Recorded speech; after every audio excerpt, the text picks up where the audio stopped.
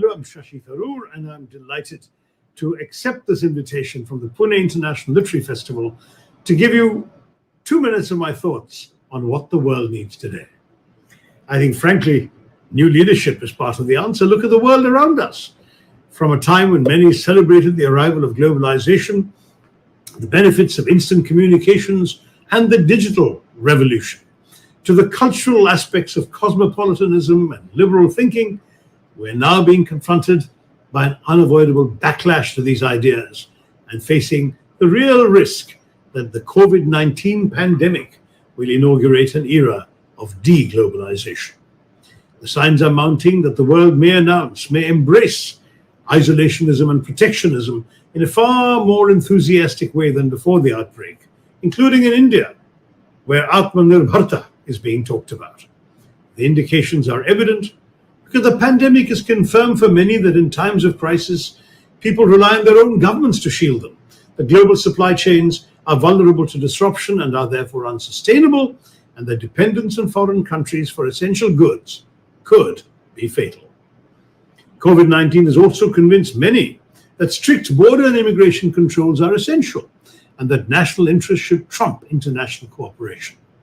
To many, the answer lies in strong government, in putting the nation's needs over individual citizens' freedoms, and in dispensing with democratic niceties, from federalism to parliamentary oversight, in what the government deems to be the national interest. I think you will agree with me that's not the way we should be going.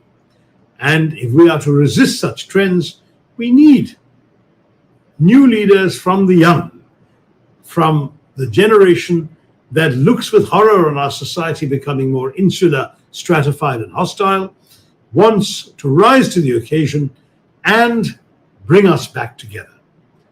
I'm looking for young individuals who, though rooted in their immediate localities, are capable of displaying the necessary vision and aptitude to think beyond their immediate borders, their immediate realities, ideas that reach out, that revive and champion the notion that we as a human community, as Indians, are stronger when we are together. The new leaders that the world desperately needs will be individuals courageous enough to think beyond their immediate interests and the allure of a bottom line, and instead those who work actively to identify the complex challenges faced by our society and produce innovative ways to successfully address those challenges. At the same time, as I've already said, you must bring us together again, especially those who have been marginalized, discriminated, those who are financially vulnerable, those who are socially excluded. Young leaders of tomorrow must not just be managers, but problem solvers and change makers. We must move beyond narrow concerns of national security, interpreted, say, as freedom from terror or attack, to a broader vision of human security, including freedom from hunger and hopelessness. We must move to a world where everyone has food, clothing, shelter, where democracy reigns, where people's creative and entrepreneurial energies are freed, where human rights are upheld, and the environment is protected. Young leaders of tomorrow must join hands with the older leaders in parliament and civil society, in education, and more, in order to create a better world for all of us. That's my 2 minutes worth. All the very best. Jai Hind.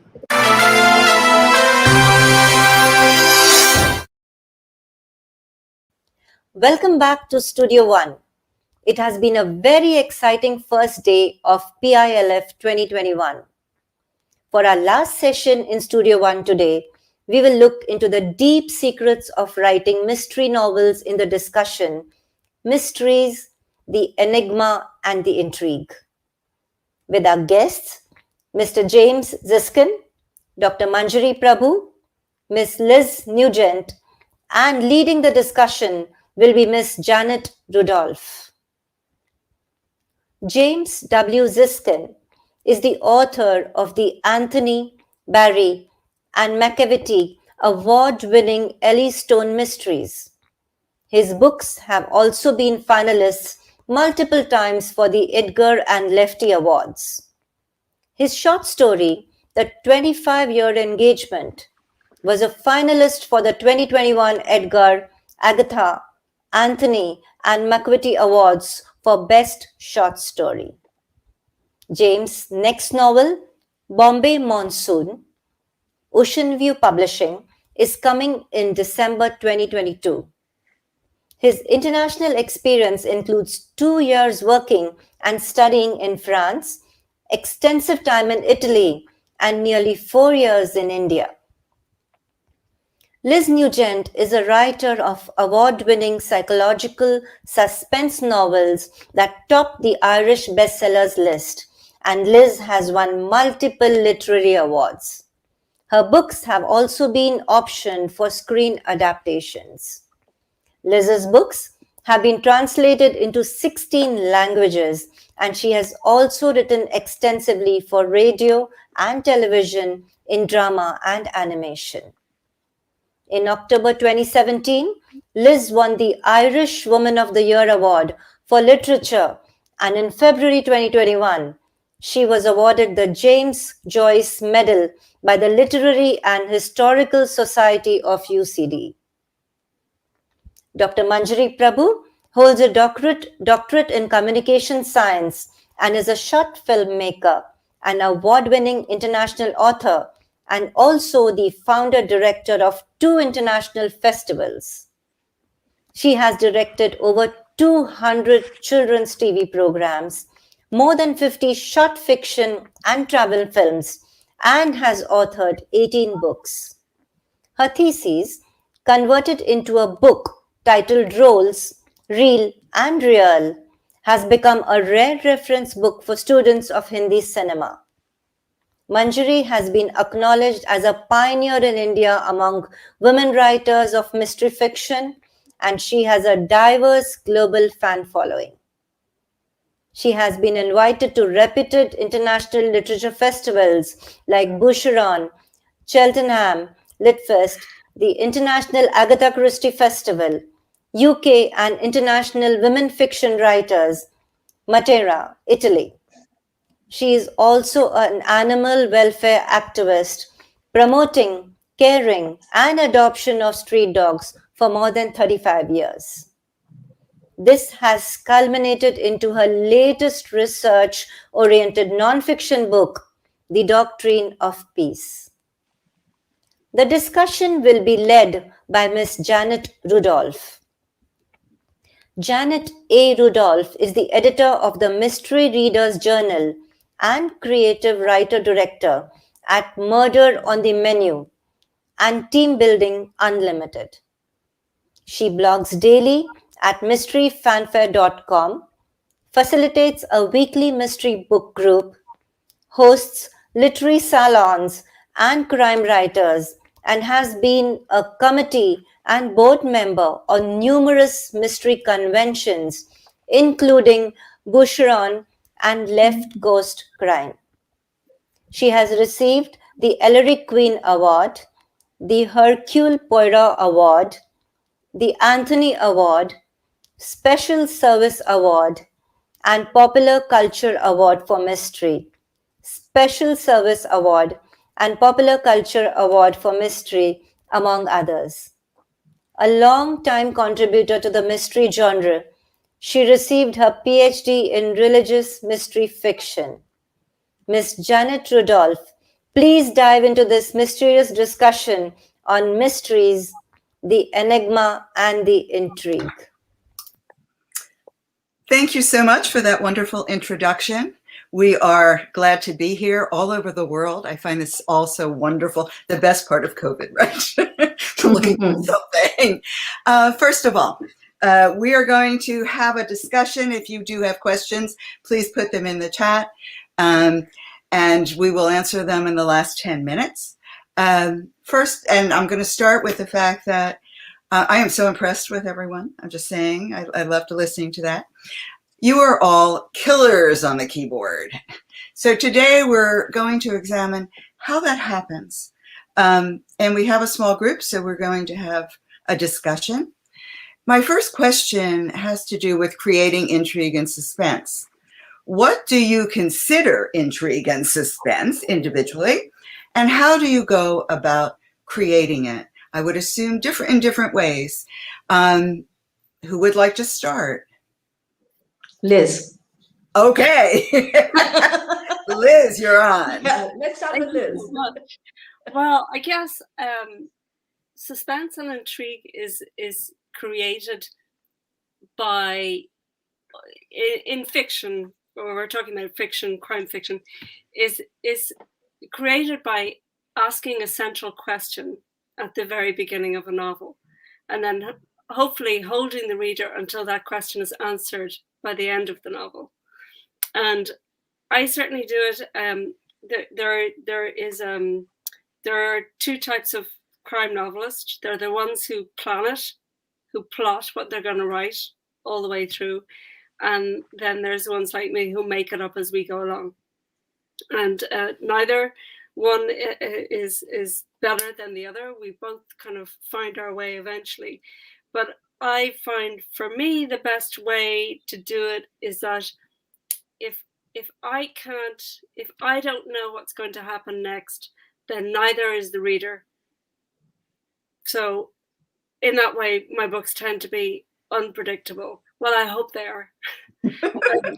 My readers tell me that they would never have guessed. So, that's what I aim for, to keep them to, and I usually open each book with in the aftermath of some terrible event, some violent or vicious or tragic event, and it is how the central character reacts to that event that tells you who they are and what they're about.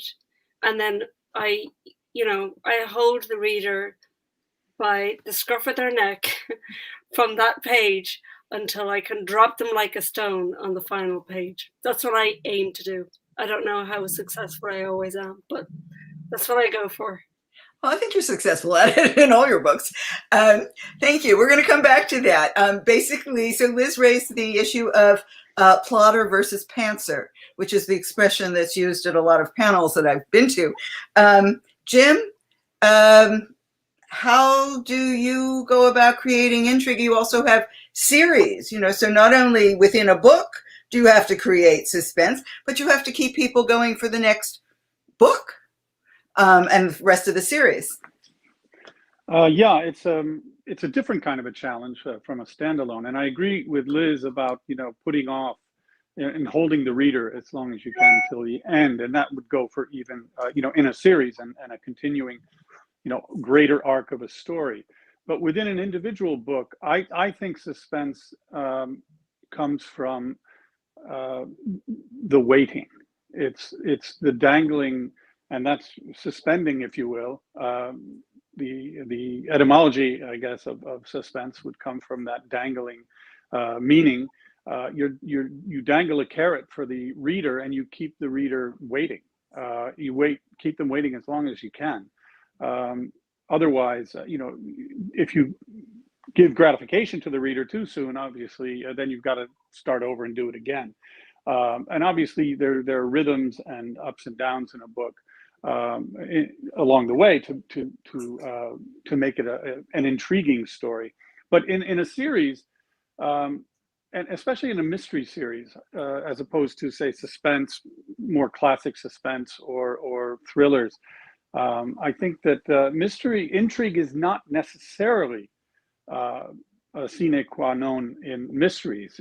You don't have to, the suspense doesn't have to be quite as omnipresent, because you're trying to find out what happened and not what is going to happen. So you are looking backwards in a mystery, generally. I mean, in very broad strokes. So I think that that's something that's a little bit different.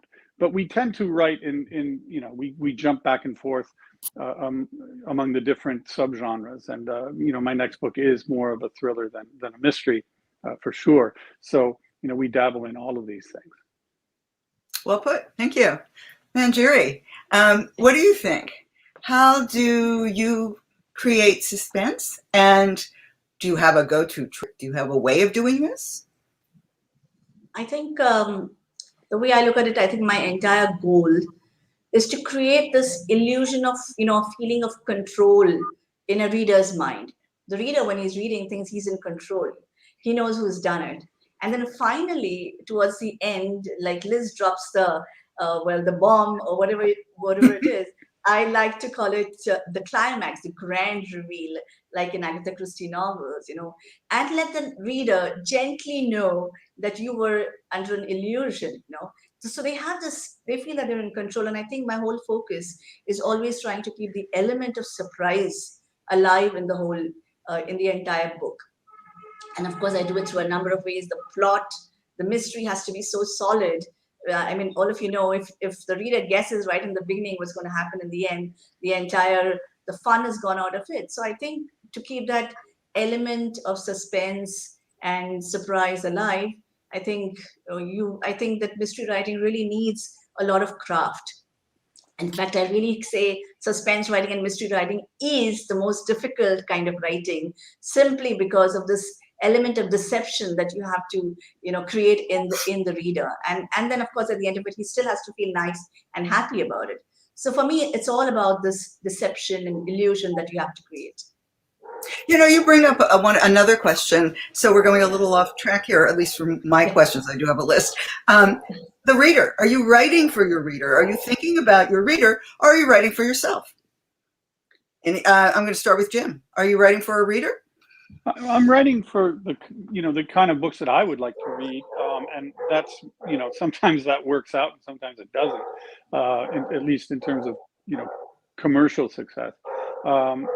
I couldn't write something that I don't want to read, and it might appeal to, maybe it doesn't appeal to an extremely wide audience. I would hope to kind of win a larger audience always, but it doesn't matter. I mean, you can't.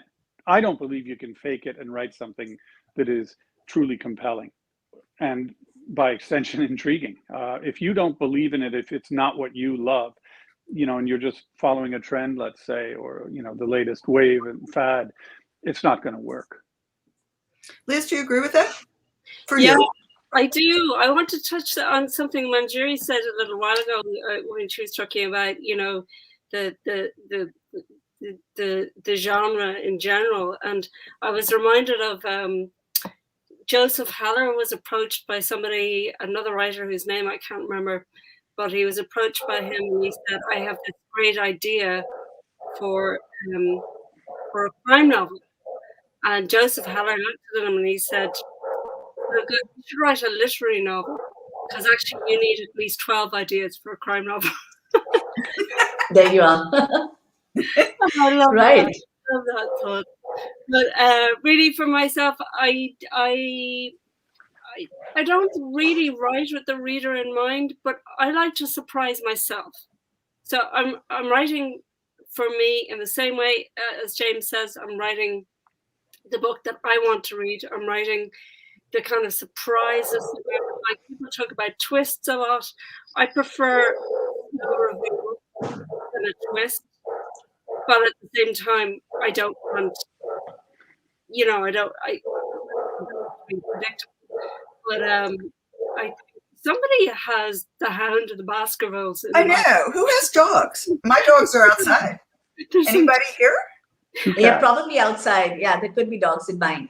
Oh, okay. Outside. They're yours. You're a dog lover. Okay. Yeah. It's allowed at PILF. Let me tell you that. Okay. But thank you for bringing it up, Liz, because I was wondering too. I'm sure the audience is. No, we invite dogs as participants in our festivals, so you can imagine. I was just thinking we were being haunted, but that's fine. That's cool. Okay. Entirely appropriate if we were. But to answer the question, I write. I don't specifically write with the reader in mind, but I am the reader.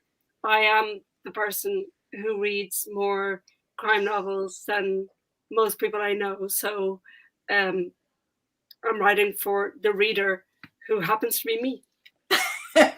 Good. Well, since Manjiri, you actually brought that up, we're gonna go to another question, okay. Which is when you start writing, are you thinking about the whole book, the character, plot, or setting? What comes first for you? How do you come up with a book? You're like your last book. How did you come up with it?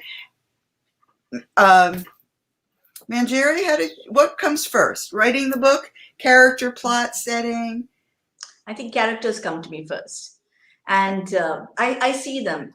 You may or may not believe it, but I see my characters in my dreams or as a vision. Like, for example, my Destination Thriller series, I actually saw Ray Parker, who has psychic visions, he's an investigative journalist. But I actually saw him stand by a lake with his bag, a ponytail, and specs, and standing with a profile. And I knew he was my next character. Or, for example, I saw Sonia Samarth in my dreams. So maybe I'm hallucinating or something like that. But I do see my characters in my dreams, and I think from there it grows. Jim, character, plot, what happens first? I think it depends on the book. At least in my experience, some have started maybe with a germ of an idea that I think is intriguing and just kind of cool and interesting. Other times it's the setting, and sometimes I guess the character, although maybe the character early on, at least in my series, but not recently, because I got most of the character. Well, there are always the new characters in each book, but I find setting and mood as great sources of inspiration for me. I think my next book that's coming out next December, it started with just thinking about the monsoon and just that relentless rain and the feelings of that I always had of being safe inside but trapped at the same time. So that really, I don't like to say that the monsoon is a character in the book because it's just the weather, but it does create a mood. And so for me, it can be any of those. It depends on the particular book. Liz? That's interesting that you should say that, James, because you're talking about the monsoon as a way of isolating a person. And I have just written a book that it's not going to be published till 2023, so it's a long way off. But I realized, having written the first draft, that all of these characters are quite isolated. And it's only when I've had a bit of distance from it now that I realize that COVID has played into this book, because I've written all of these characters who are isolated from each other. And isn't that what we have all been doing for the last couple of years, living in isolation? And I think sometimes you're not even aware of the central theme of what you're writing because it's all around you, that, you absorb it and it finds its way into your writing. And of course, Liz, in our business, we want to isolate a bunch of people together and see what happens. Exactly. The more isolated they are together, the better. And so I'm, by the time my book comes out, like I'm almost scared to say it, but I hope the worst of the pandemic will be over. And but who knows? I'm scared to make any predictions there. But to answer the original question, I almost always start with character. And I always have like a killer first line that demonstrates the nature of that character. Because character, I think, my books are all character driven. I'm going to just jump in on that, Liz. You're really good at differentiating the voices, the different characters. I mean, they're really different. How do you do that? Well, it depends. Sometimes, like in the most recent book, Our Little Cruelties, I have 3 brothers who grew up in the same family with the same education, the same parents, etc. So, realistically, they're not going to sound that different. But what I did, I have some acting training. I trained as an actress when I was in my early 20s. And what I did was the first one, I just wrote it. The first character, Will, I just wrote him straight as I would any other character. And then the second character was a younger, looser, sort of he was more challenged by mental health issues. So I dictated his character. I used dictation software So I acted his role into the computer to see would he come out a little looser, a little more frayed around the edges, and that seemed to work. And then the third character, because the other two had manifested themselves in such a different way, I was able with the third character to go back to writing him again as a separate person. Wow. Okay, so I've never heard that at a panel or about writing. Cool. Thank you. I hope that helps another writer out there. It's certainly a different technique. So every writer is different. Manjiri, what would you consider the most difficult part of writing a mystery? Definitely the plot. I mean, for me, I think creating a credible plot, that progresses naturally and logically to a final great climax, keeping, like I said, the element of suspense alive is, I think, the most difficult part of writing it. I think, and I love, I'm not a writer who writes multiple drafts and, keep writing. I just need to get it right the first time. Literally right. It has to be perfect the first time. And then, of course, I can add in a bit here, but I need to know who's done it. And if I don't know it, I can't go into it. So, and I need to know how it's done it. And I need to know how it has to kept secret from the reader. So I think that bit is really difficult for me in the sense of it doesn't come naturally. I do sometimes have to really work on it. So I think that's the most difficult bit for me. Jim, what's the hardest part for you? I think it's finding the satisfying conclusion for the reader to say, wow, that's really cool. That really works. And I didn't see it coming. I think that's the hard part. And that's why I try to start from that point when the writing begins, or when the plotting or the outlining. I'm kind of a hybrid. I sometimes plot the entire book, and sometimes I just dive in and write by the seat of my pants. But finding that kind of the great resolution, the way the detective figures it out, and then working backwards. So not the way Manjiri is doing it, but just, I mean, it's similar, but it's like I'm starting with the solution and then saying, okay, now I'm going to draw the lines backwards to the beginning. I mean, either way works. It's just Jim, I'm just looking can I just butt in? I actually work the same way. I know who's done it, and I work backwards. So we both work the same way, actually. Yeah. And knowing who did it is really important, I think. Yes. Although I know a lot of my writer friends don't know who did it when they start, or they change it. I always know who did it. It's sometimes I don't know what that great kind of aha moment will be. And when the goal is to find a really just a stunning one that everyone will say wow and remember. But it doesn't always work out that way. But that's what I'm looking for. Liz, what about you? What's the hardest thing for you, or most difficult? I think for me, it's the pace, keeping up the pace, because I don't really have a problem plotting. I tend to set up a whole lot of mysteries in the early part of the novel, and then I have a tendency to just release them in a glut at the very end, and I need to. It's the one thing that my editor always says to me, you can't just, spill all the beans in the last, 10 pages. You need to kind of pace that ending. And I find that the most difficult. And, structurally as well, you need, what I was saying in the beginning about holding the reader by the throat. You need to keep them there. You really need to keep them there and keep surprising them. And, you can always throw in a dead body, but it has to be justified. It has to be a rationale behind it. There has to be a logic to it.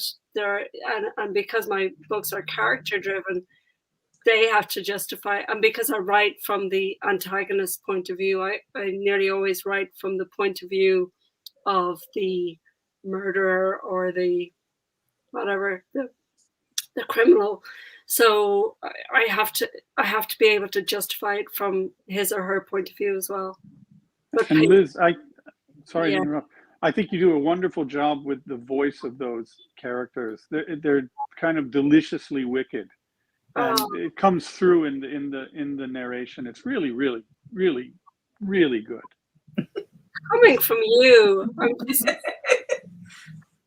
I'm bowled over. Thank you so much. Oh, it's Thank you. really good. Oliver is just an amazing story, amazing character. Just it just draws you in immediately, and he holds you. It's like you said, by the scruff of the neck. Well, I've got to read it now.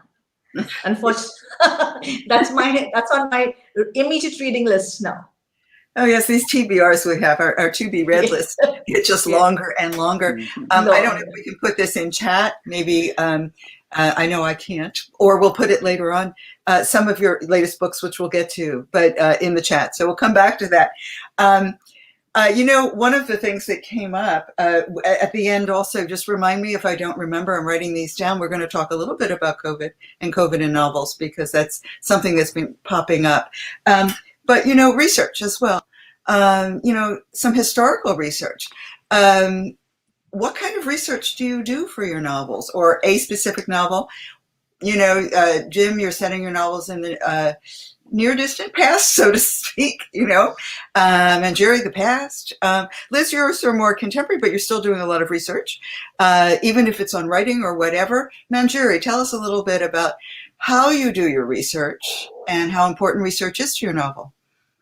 Oh, extremely. I mean, I think every writer will say the same thing, that research is, it's the credibility of the book depends on the authenticity of the content, which would come from research. And I think the maximum research that I did was for my destination thriller series, which is The Trail of Four and Voice of the Ruins, which takes place in Salzburg and Sweden. And being an Indian and writing about European locales, that's a kind of that's a barrier that you have to jump over. So I didn't want people to say that here's an Indian writer trying to write an English novel based in Europe. It had to be an insider writing about it, and that makes research all the more difficult, and the entire novel more difficult. So I went to those places, I stayed there, I met a lot of people, I interacted, I watched videos, I went to libraries, I did everything.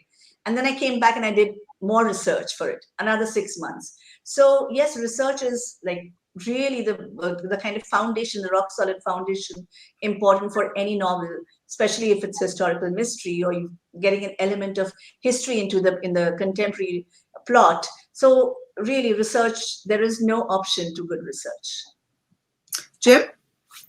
Yeah, I agree with that. And I would say in my books, the research, there's plenty there. A lot of it has to do with language, making sure I'm not using, anachronistic terms and things like that. But in the Ellie Stone books, it's not quite as daunting as it could be, if I were writing about the more distant past. But for my short story, the 25-year engagement, it's a Sherlock Holmes classic pastiche. There was I did tons and tons of research, and it was a lot of fun. And I found some new, really effective or useful sources when I was doing that. Things like almanacs from the era, to find out when the hunting seasons opened. Not only that, there was the Sherlock Holmes concordance, which was incredibly useful in terms of language. Which words, if a word is there, obviously it's fair game and you can use it. But I would advise anyone doing historical research to really haunt the Google Ngram site. They've digitized all of these books since 1800, millions of books, and you can search for terms, and it shows you, what years, when, the usage and how much usage there was over the years. So you can, you still have to dig in, because sometimes I'll give you one example. I wasn't sure if to soldier on was used in the UK at that time in the 1880s. So I looked it up, and sure enough, there were plenty of them. But when I dug a little deeper and looked at what the examples were, there were a lot of, he was a soldier on leave, things like that. And and then I realized it was a common expression in the U.S. I think it started in the Civil War, but it really didn't catch on in England or in the UK until just around the end of World War I. So I changed it. I mean, that was easy enough. But there are examples like that. Wow. Liz? I tend to not do research until the book is finished, because I write all these scenarios and then I go back and to find out whether they're possible or not. And I very nearly came unstuck with Unraveling Oliver, because if you've read it, there is a question of genetic inheritance. I'll leave it at that. James knows what I'm talking about. That's central to the book. And I had read that it had happened in the reverse way. It's hard to talk about this without spoiling it. I had heard that it had happened in the reverse way, and there was a woman in South Africa who was an example of this. But so I assumed it could happen the other way. Anyway, I went to great lengths to track down some scientist who could back up my theory, and eventually found a professor of anthropology in Pennsylvania State University who said that although it was highly unlikely, it was possible. And that's all I need. All I need is possible. But yeah. One other thing, Janet, I would add, just in terms of research, it's a mantra of mine, and it has been for years, not just in writing, but in life or in business or in work. Know what you don't know. And that's easy to say and really hard to do. You've got to challenge your assumptions and what you think you know. Well put. True. And then one other thing I would say to writers to be careful of is, when you do your research, you don't have to show off that you have done all the research by putting it all in the book. I mean, that's just, it can really kill a book if you come across an information, junk, an information dump in the middle of a book that is obviously taken from Google. You've got to be careful how you use your research. Really, as a reader, very important. I hate when I have a big block of nothing that has to do with the story, but exactly. It says, I did my research, I put it in. Totally. So another question, because you've talked about the difficult parts and the parts that you enjoy. Why did you choose to write about crime? I think our readers, our viewers would like to know, why crime? Manjiri, you write other things too. Why crime? Well, I think like all Indians my age, I grew up reading Enid Blyton books. Yes. So, and I read them at a very young age, and I fell in love with her books. And she made me realize, that I wanted to be a writer, and create the same kind of world, the happy world where everything ends, all's well that ends well. She just built in me this love, and she handed me a genre on a platter, literally. And I just knew at age 7 that I wanted to be a writer. In fact, I was so influenced by her that I actually thought I was Enid Blyton reborn. Till the point I realized that I couldn't be. She passed away after I was born. So that was the kind of impact. And then later on, as I, of course, grew up, I started reading Agatha Christie and Daphne du Maurier and, all those lovely English, Jane Austen, of course. But everything kind of, created me this, this definition of what I really wanted to write. And it was mystery. I think my foundation was Enid Blyton, and I think it's solid. I think I just knew it was me when I read her books. Jim? I think it's, yeah. No. Make sure you know the question. No, I think I remember. I like writing crime, and I don't know if I chose it for this reason. I think it's why I enjoyed reading certain, not all, I mean, we all have our own taste, but I think it may not be the only genre that blends tragedy and comedy so well, but I think it does it best, or it does it most frequently. Crime will inspire in the characters and in our hearts as we read it, and minds, the best and the worst and the most powerful emotions. You know, there's grief, there's, you know, horror, there's, you know, anger. There's also, they can be funny too. There can be humor there. So I think that's what it is for me. And, you know, I assume it bothers, you know, Manjiri and Liz as well, when we hear, you know, some writers or readers disparage, you know, crime fiction or genre fiction in general. I just think that that's, it's like saying I don't like to read tragedy, or I don't like to read comedy, or that's my opinion. Liz? Well, I think, you know, if you look at some of the best, most famous literature in the world, it is crime. Shakespeare's tragedies are all crime.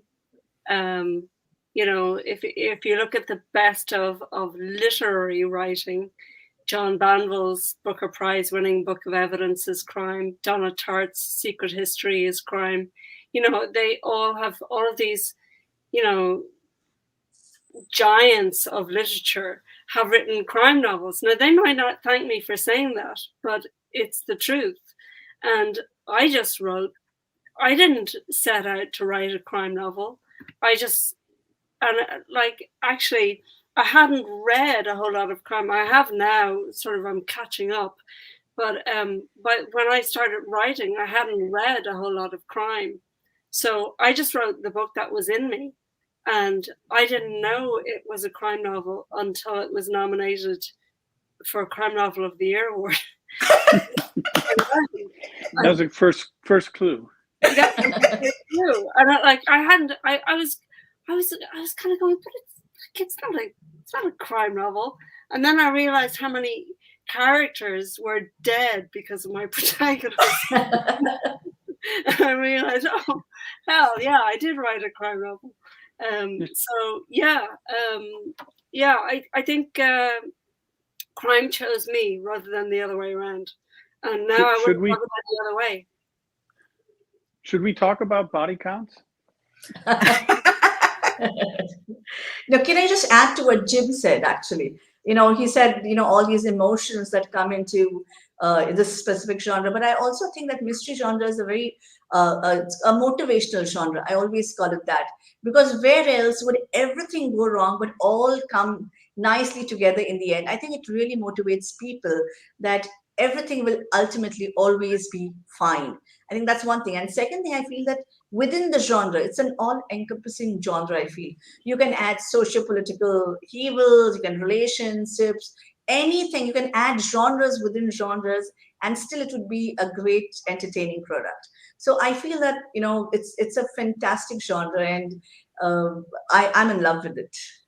One of the reasons I think that crime fiction in particular is so popular is because at the end of most crime fiction, and mine is kind of the exception, but at the end of most crime fiction, the bad guy gets caught. Yes, that's it. Yeah. In real life, the bad guy sits in the White House or sits in number 10 Downing Street, or, you know, I don't know what the Indian political situation is like, but, you know, the bad guy. So we go to crime novels, I think, a lot of the time for a sense of justice. Thank you. Absolutely. Yeah.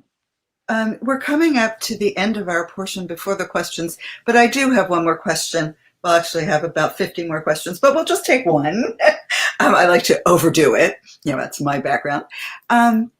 What is the best advice you could give? This is a hard one for aspiring writers in the crime fiction world. I know. Liz or Jim can start. I'm the host. Okay, so Liz or Jim, what's your best advice for aspiring writers? In alphabetical order. No, Jim. Well, I mean, obviously, you know, not to give up. But also Liz mentioned it earlier, I believe Liz said it, read. You've got to read and love reading. Maybe it wasn't Liz anyway. Yeah, and know the rules before you try to break them. And I don't believe in rules, by the way, but we think of it as good advice. Know the good advice before you break those guidelines, let's say. You can't just throw paint at a canvas and say, well, I'm an abstract painter, if you can't draw first. I always use the example, look at early Picasso paintings and then look at the later ones. I mean, the guy could draw and paint. I mean, he knew what he was doing. So I would say that, never give up, because your next book just might be the one that makes it. And, you don't know that if you don't write it. Thank you. Anybody else want to answer that? Any advice? You're not all. I would say the same thing, that you have to read, but also because crime is such a broad church now, from detective novels to cozy crime to psychological thrillers to domestic noir to, look at all of the Scottish writers, who, it seems to me that in Scotland, every second person must be a crime writer, because there's so many of them. Well, certainly in Iceland.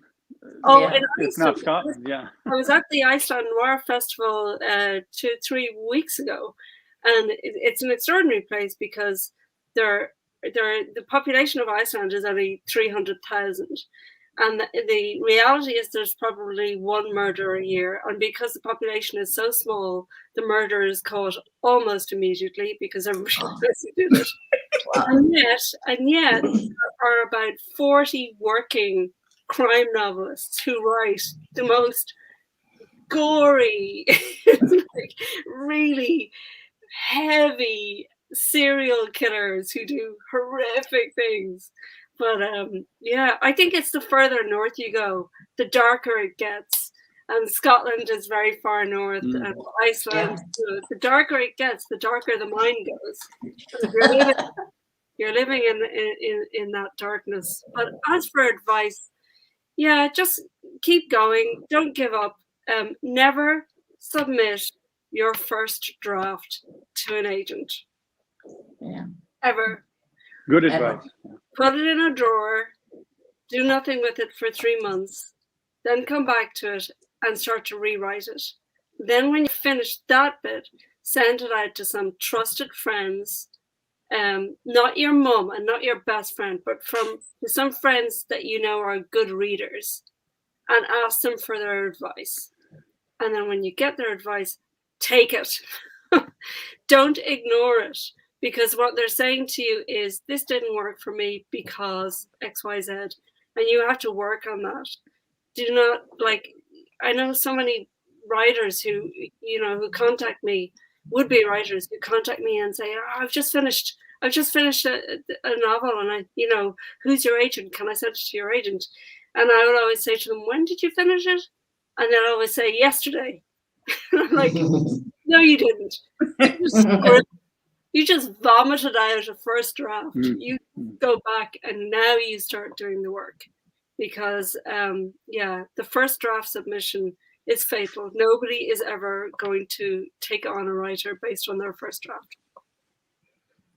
Manjiri, what advice would you give? Well, I always say, there are many writers in India. Now we're in a situation where there are more writers than readers, is what I keep saying all the time. But honestly, first of all, I dissuade people. I tell them, do you really want to write? Make sure you want to write, because it's a lonely process, goes on for months, you're in isolation. Do you really want to do this? And I equate writing with passion. So I ask them, is there a idea burning a hole inside you? And unless you bring that idea out, you won't heal. And if that's the case, then write. That's my first advice. Second is, of course, like Jim said, believe in yourself. Don't feel rejected, or dejected if somebody rejects you. You just have to keep at it with determination and believe that it is in you. There is something in you. And thirdly, write what you love. I always say that, just write what you love, not write something because somebody else is writing a bestseller novel and that worked for that person. So then you go and ape his, write mythology or whatever, just because it's selling in the market. That's not the point. You have to write what you believe in and write what you love. Those are the three things I can immediately think of. So we're not going to take the audience questions, just because we only have a few minutes left. What are you working on now? I think that the readers and writers want to know. What are you doing now, especially in this time of COVID? What are you working on? Jim, what are you working on now? Or tell us about your book that's coming out next year as well. I mean, I guess I'm working on the sequel to the book that's coming out next year. It's called Bombay Monsoon. It comes out next December. It's set in 1975 in Bombay and in Pune, which I'm struggling to say Pune because after working on this book for a year and a half in 1975, I've been calling it Pune for the last year and a half. Yes, it's Pune. So now I have to get used to Pune again. But it takes place during the emergency in 1975. It's an American journalist who arrives in India just as Mrs. Gandhi has the emergency declared and suspends civil liberties, throws her political opponents in jail. And it's a very, exciting time in history. And my young hero arrives just then. I describe it as Graham Greene meets Gatsby on the subcontinent. Sounds like a little bit of Rohinton mystery thrown in there as well. Yeah. Liz, what are you working on? I'm working on the novel that's not coming out until 2023. That's partially in Ireland and partially in New Zealand because I went on a tour there, in a book tour in 2019, and I did some teaching in the University of Otago in Dunedin, down at the bottom of the South Island, which is pretty close to Antarctica. So it was an extraordinary experience, and I just didn't want to not use the experience. So yeah, part of it has found its way into this novel, and isolation is a big part of the characterization and of the themes of the novel. Self-isolation, self-imposed isolation in some cases. Manjiri, what are you working on? Well, I'm working on the third book in my Astro Detective series, where my detective solves cases with the help of horoscopes. So those books came out about many years back, and I think I want to bring it back in. So next year, that's what I'm working on, and also my fourth book in my Destination Thriller series, which will take place in Portugal. So lots of things. So we have 1 minute left. 1 minute left. I first of all want to thank all of you for being here today in these disparate time zones. And also the fact, one thing we didn't get to, but we won't, think about it for future panels, because I'm hoping you'll all be on future panels at this conference, hopefully in real time. Year. That would be lovely. Or BoucherCon or Left Coast Crime or any of the other conferences that go on in real time. Anything you'd like to add? Anything you feel that we didn't cover? Well, there's a lot we didn't cover, but anything you'd like to share with readers and writers? This too shall pass. Oh, I think that's a good place to end. I do. I do. So thank you all for being here. I'm turning it over to Manjiri. Okay. Thank you, Jen. Thank you. Thank you, all of you, for coming today. It was lovely having you. Thank you so much. It's been a real privilege to be part of this. And Very lovely nice. to see you all. Thank you. I hope I got a lot of mysteries about writing mysteries have been unraveled after this discussion. Thank you, Mr. James Ziskin, Miss Liz Nugent, Dr. Manjiri Prabhu, and Miss Janet Rudolph for this intriguing discussion, and of course for being our PILF guests. Thank you so much for being with us on this online journey. We hope you enjoyed being a part of the same. On this note, we end day 1 of PILF 2021. We hope you had a smashing time and will join us tomorrow, for we have a whole new set of interesting discussions and conversations lined up. We thank our title sponsors, Vishwakarma Publications. Thank you and good night. Shaba Khair.